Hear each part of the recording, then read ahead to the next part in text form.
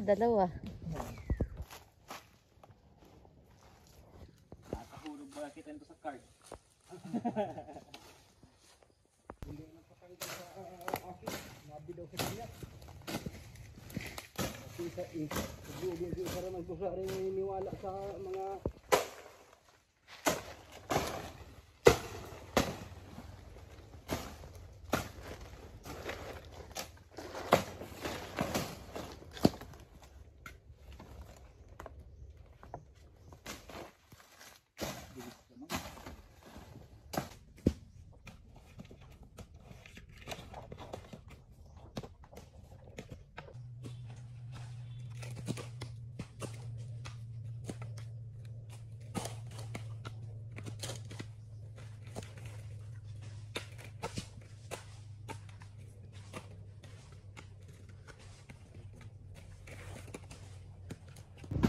Inabot na po kami ng ulan.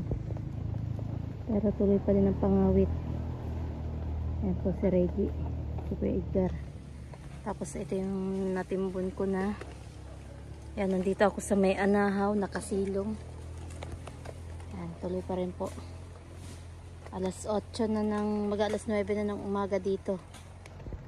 Pero tuloy pa rin kami sa gawa. Ayan. Pumapatak ng ulan.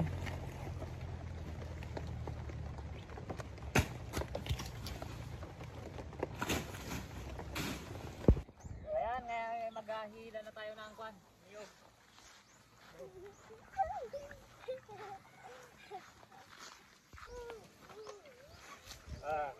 Baba na, baba. Baba toy.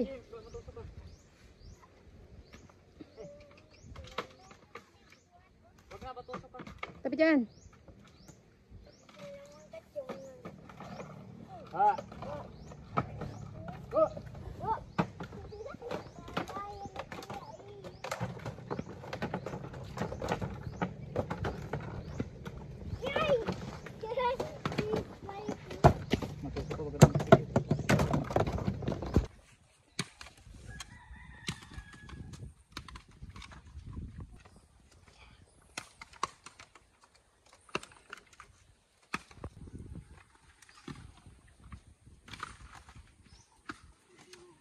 Grabe naman liis ng niyog. Paano na to? Matulog po ako pagkakas.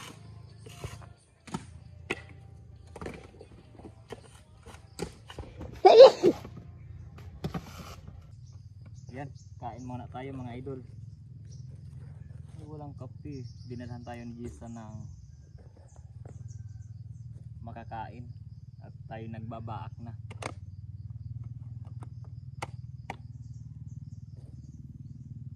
Ito lamang po ang ulam natin. Kaputol na galunggong prinito. Kain po.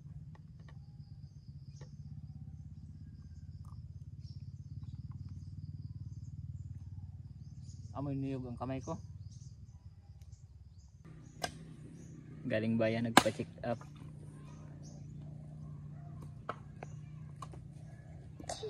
Kiss mo ako.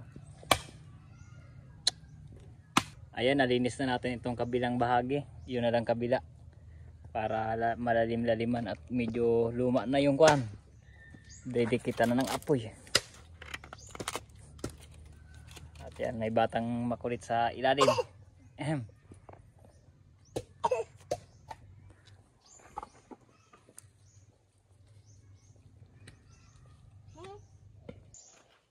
Ngayon po si Daddy nag-uukay po. Ako?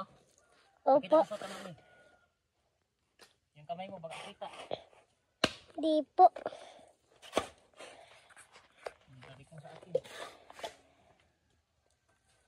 Dito ka sa ilalim. Dito ka sa ilalim. Pakita mo ako ha.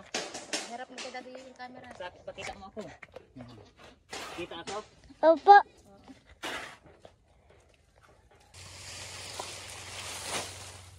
Ayan, atin na pong gagatungan ng ating niyog para maluto at matikal na sa shell. Ito ang una nating gagawin. Lalagyan natin ng dahon ng niyog sa ilalim, tapos lalagyan natin ng balat, yung balat ng niyog.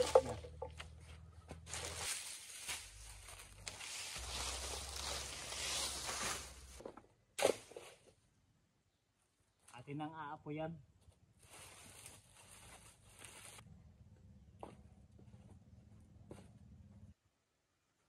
Yan. Lalagyan na natin ng apoy. Ngayon ay pupunuin naman natin yung hukay ng bunot. Ng balat ng niyog.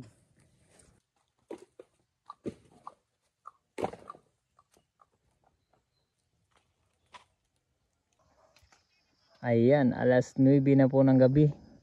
At ayun yung kasama ko si Jason. Inabot na kami ng gabi dito. Mula 3 PM hanggang 9 PM. Mga isang oras pa natin gagatungan yan. At siguradong luto na siya.